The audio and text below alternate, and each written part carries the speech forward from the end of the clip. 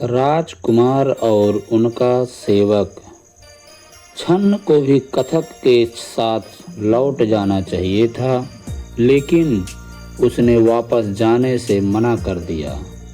उसने आग्रह किया कि कथक को लेकर वह राजकुमार को विदा करने हेतु कम से कम अनोमा नदी के तट तक अवश्य साथ चलेगा। छन्न का यह आग्रह इतना प्रबल था कि सिद्धार्थ गौतम को उसकी इच्छा को मानना ही पड़ा।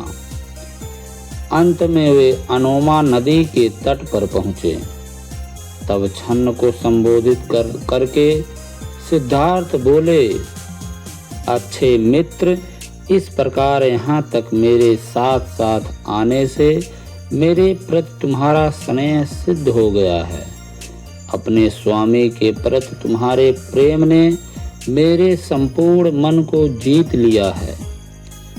मैं अपने प्रति तुम्हारे उदार भाव से बहुत प्रसन्न हूँ, लेकिन इस समय तुम्हें कोई पुरस्कार देने में असमर्थ हूँ। इस प्रकार साथ देने वाले को पुरस्कृत करने के लिए कौन तत्पर नहीं होगा। लेकिन विपत्ति के समय आदमी के अपने संगे संबंधी तक पराये बन जाते हैं। परिवार के लिए पुत्र का पालन पोषण किया जाता है। पुत्र अपनी ही भावी सहायता के लिए पिता का आदर करता है। किसी न किसी आशा से ही संसार के लोग उदारता दिखाते हैं। बिना उद्देश्य का निस्वार्थ भाव कहीं भी नहीं है। केवल एक तुम ही इसके अपवाद हो। अब इस घोड़े को लो और लौट जाओ। राजा के स्नेह में अभी किसी तरह की कमी नहीं आई होगी। तुम्हें किसी न किसी तरह इस दुख को सह लेने में सहायता करनी होगी। उनसे कहना कि मैं उन्हें ना तो किसी स्वर्ग की कामना से, ना स्नेह की कमी से और ना ही क्रोध की भावना से छोड़कर चला आया हूँ। इस प्रकार घर छोड़कर चले आने पर मेरे लिए शोक करने के बारे में उन्हें सोचना भी नहीं चाहिए, क्योंकि मिलन कितना भी दीर्घकालीन क्यों न हो, एक ना एक दिन वियोग में परिणत हो ही जाता है। जब वियोग अनिवार्य ही है तो यह कैसे हो सकता है कि संबंधियों से बार बार वियोग ना हो। आदमी के मरने पर निसंदेह उसकी संपत्ति के उत्तराधिकारी बहुत होते हैं, किंतु इस धरती पर उसके सद्गुण का उत्तराधिकारी मिलना बहुत कठिन है, अथवा होता ही नहीं। मेरे राजा पिता को देखभाल की आवश्यकता होगी। हो सकता है कि राजा कहे कि मैंने अनुपयुक्त समय पर गृह त्याग किया है, किंतु कर्तव्य पूर्ति के लिए कोई भी समय अनुपयुक्त नहीं होता।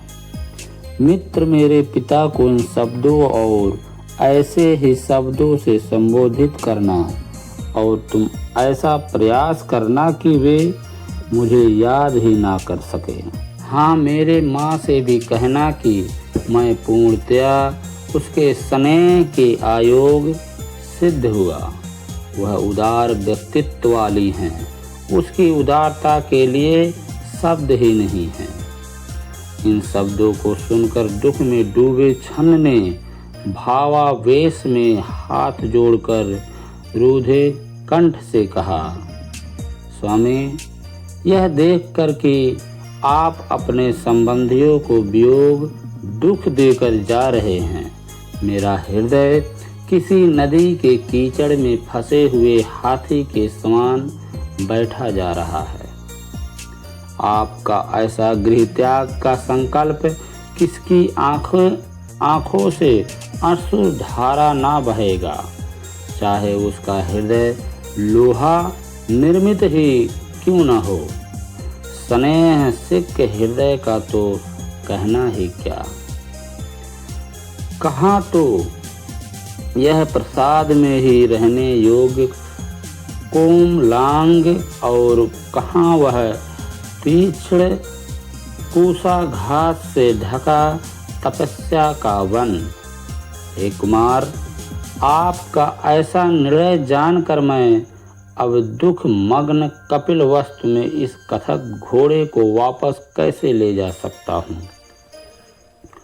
निश्चय से आप उस पुत्र स्नेह सिक्त वृद्ध राजा को ऐसे छोड़कर नहीं जाओगे जैसे कोई विधर्मी सद्धम को छोड़कर चला जाता है। और वह दूसरी माता जिसने बहुत सावधानी से आपको पाल पोस कर इतना बड़ा किया, आप उसे उसी तरह नहीं भूल सकेंगे।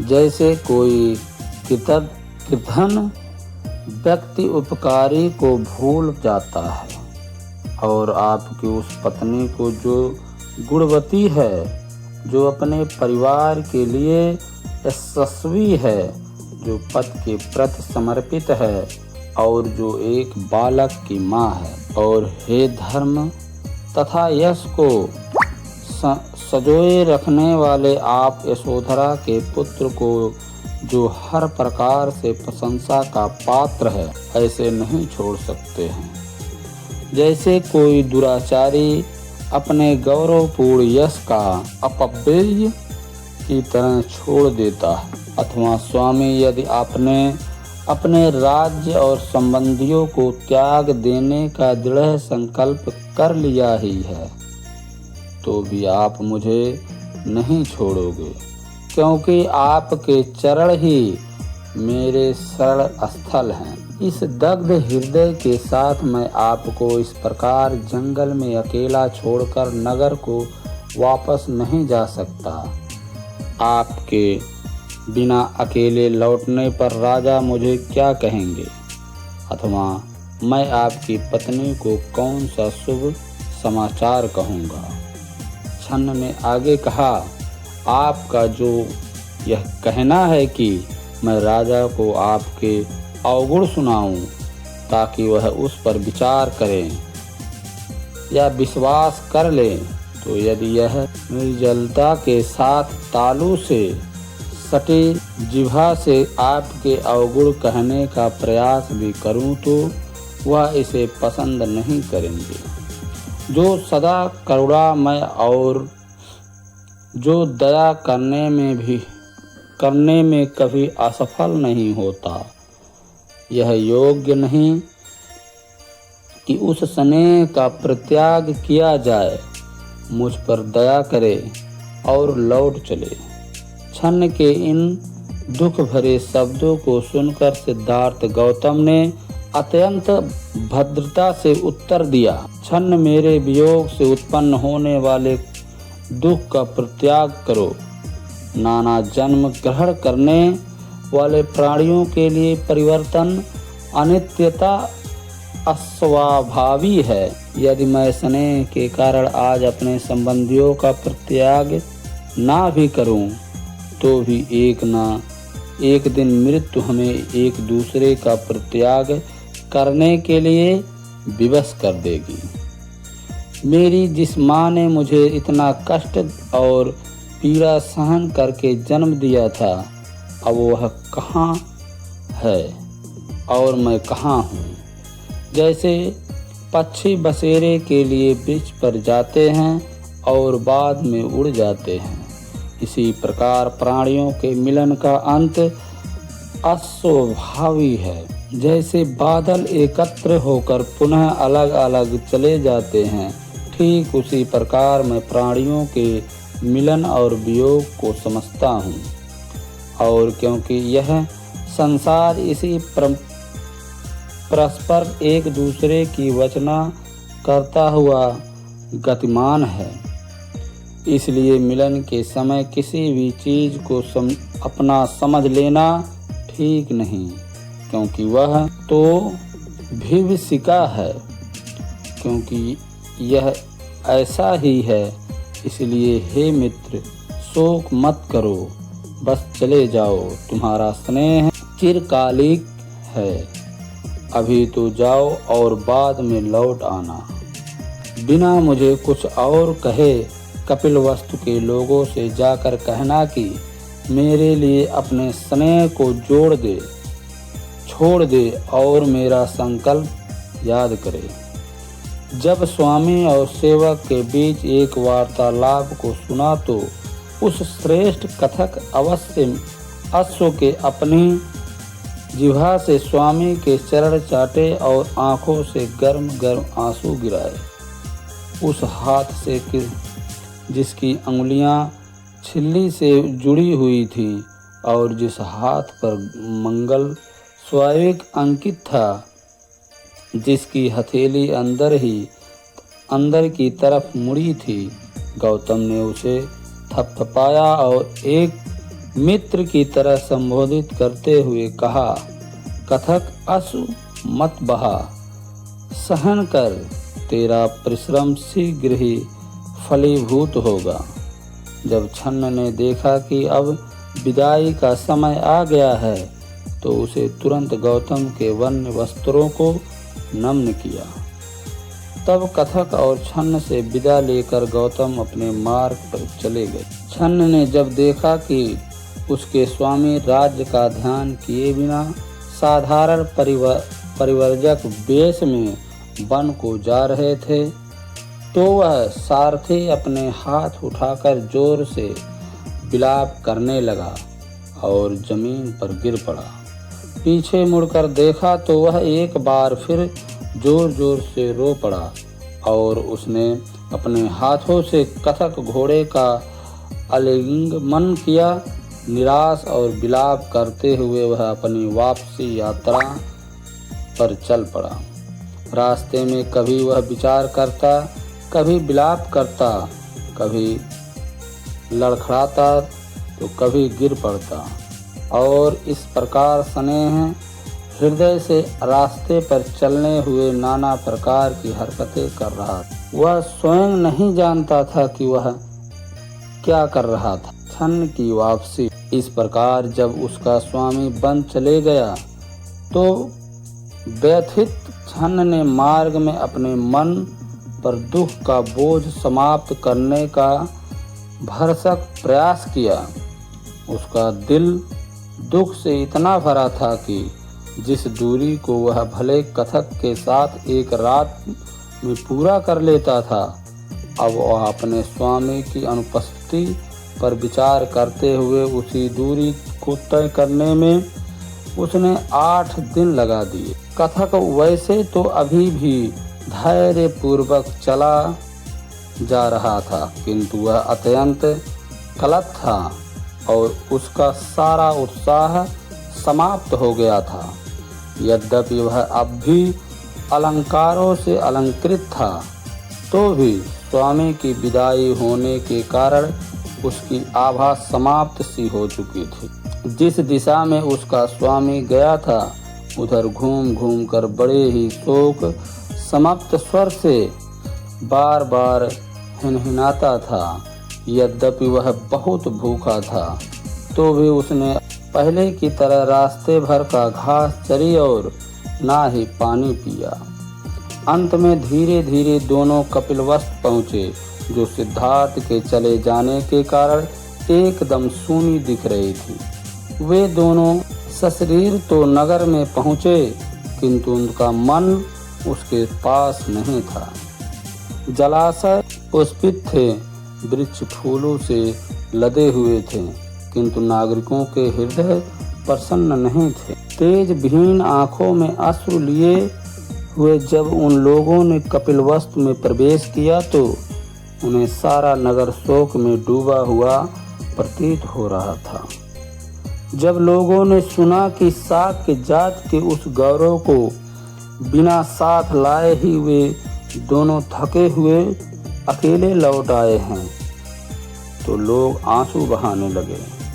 रोष से उन्मत्त हुए लोग छन्न का पीछा कर रहे थे और आंसू बहाते हुए चिल्ला रहे थे, राजा का बेटा वंश और राज्य का गौरव राजकुमार कहाँ है? उसके बिना यह नगर एक जंगल है और जिस जंगल में वह है वह जंगल ही नगर है। सिद्धार्थ विहीन नगर का हमारे लिए कोई आकर्षण नहीं। तब स्त्रियां खिड़कियों से पंक्तियों पर आकर खड़ी हो गईं और एक दूसरे को कह रही थीं, राजकुमार लौट आए हैं। लेकिन जब उन्होंने देखा कि घोड़े की पीठ खाली है तो उन्होंने खिड़कियां फिर से बंद कर ली और जोर जोर से विलाप करने लगे। शोक में डूबा परिवार। सुधोधन के परिवार के लोग बहुत उत्सुकता से इस आशा में प्रतीक्षा कर रहे थे कि संभव है छन्न सिद्धार्थ को समझा बुझाकर वापस लाने में सफल हो जाएगा। राजकीय स्तंभ में प्रवेश करते ही कथक बड़े जोर से हिनहिनाया। इस प्रकार उसे महल के लोगों को अपना दुख बता दिया।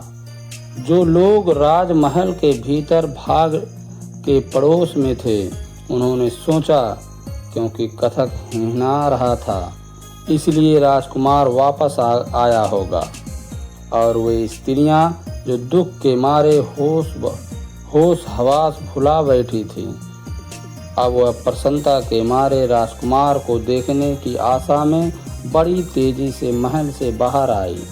लेकिन उन्हें निराश हुई क्योंकि कथक तो बिना राजकुमार के ही आया था।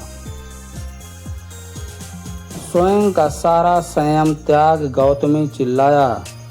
वह बेहोश हो गई और जोर जोर से रोते हुए कहने लगी, जिस लंबे लंबे भौंक है, जिसकी सिंह समान चाल है, जिसकी विषम जैसी आंखें जो स्वर्ण समान सुंदर है, जिसका वक्ष स्थल खूब चौड़ा है, जिसका स्वर मेघ गर्जन के समान गंभीर है, एक ऐसे सूरवीर को किसी आश्रम में रहना चाहिए।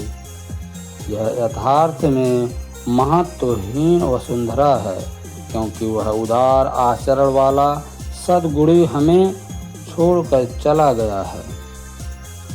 उसके दो कोमल पैरों की अंगुलियों के बीच में सुंदर जाली है जिसके गिट्ठे नील कमल की तरह कोमल और आच्छादित है, जिसके बीच चक्र चिन्ह अंकित है।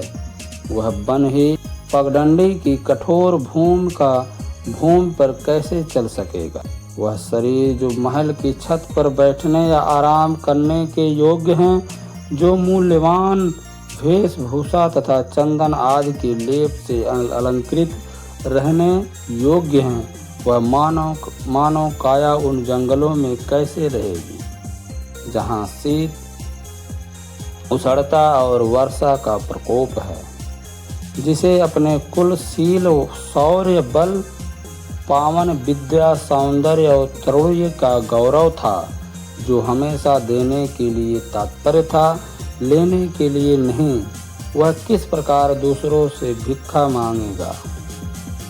जो स्वयं वेदांग सुनहरी शया पर सोता था और जिसे रात्र में मधुर वाद्य संगीत से उठाया जाता था, वह मेरा तपस्वी अब केवल एक वस्त्र बिछाकर कठोर पृथ्वी के जैसे सोएगा। इस प्रकार के दयनीय विलाप को सुनकर स्त्रियां परस्पर एक दूसरे को गले लगाकर नेत्रों से आंसू बहाने लगी, जैसे कि हिलाने पर लताएं फूलों से मधु गिरती है। यह भूलकर कि उसने उसे सहर्ष जाने की अनुमति दे दी थी, यशोधरा भी सुध बुध खोकर भूमि पर गिर पड़ी। मुझ जैसी कर्तव्य परायण धर्म पत्नी को वह कैसे छोड़ गए? वह मुझे विधवा बना गए। वह अपनी धर्म पत्नी को अपने नए जीवन का संग साथी बना सकते थे, मुझे स्वर्ग की कामना नहीं है। मेरी एक ही इच्छा रही है कि मेरा पति मुझे इस लोक एवं परलोक में कभी न छोड़े। यदि मैं विशाल नेत्रों और आभायुक्त मुस्कुराहट वाले उनके तेजस्वी मुख को और देखने के योग्य नहीं हूँ तो क्या यह बेचारा राहुल भी अपने पिता की गोद में लेटने का अधिकार नहीं है? खेद है कि उस वीर के कोमल सौंदर्य के भीतर इतना कठोर हृदय है जो दायरहित निर्दयी है। कौन ऐसा है जो शत्रु को भी अपनी तोतली बोली से मुग्ध कर लेने वाले इस प्रकार के बच्चे को स्वेच्छा से छोड़ कर चला जाए?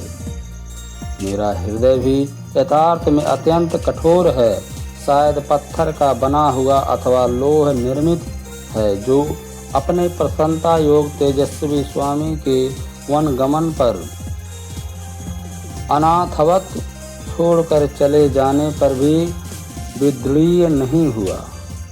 लेकिन मैं क्या करूं, मेरा दुख मेरे लिए असहाय है। इस प्रकार अपने होश हवास गंवाकर यशोधरा जोर जोर से रो पड़ी। यद्यपि स्वभाव से वह बहुत ही धैर्यवान थी, लेकिन वह अब दारुण दुख में वह अपना धैर्य खो बैठी थी। इस प्रकार जमीन पर पड़ी यशोधरा को दुख के मारे अपने होश हवास गंवाए देखकर और उसका करुण विलाप सुनकर सभी स्त्रियां भी चिल्ला चिल्ला कर रोने लगी। उनके चेहरे से आंसुओं की धाराएं ऐसे बहने लगीं जैसे कमलों से गिरकर वर्षा का पानी बहता है। छन और कथक दोनों के वापस चले आने का समाचार जानकर वह अपने पुत्र के दृढ़ संकल्प की बात सुनकर सुधोधन दुख से आहत हो गए। अपने सेवकों द्वारा सहारा देने पर अपने पुत्र के वियोग से संतप्त सुधोधन ने अश्रुपूरित नयनों से घोड़ों की ओर देखा और फिर वह जमीन पर गिर पड़ा और जोर जोर से विलाप करने लगा। तब सुधोधन उठा और अपने मंदिर में गया, प्रार्थना की और मांगलिक अनुष्ठान किए और अपने पुत्र के सकुशल लौट आने के लिए उसने कई मन्नतें मांगी। इस प्रकार सुधोधन गौतमी और यशोधरा का यह कहते हुए अपने दिन बिताने लगे, हे देव, कितने समय के बाद हम फिर उसे देख सकेंगे।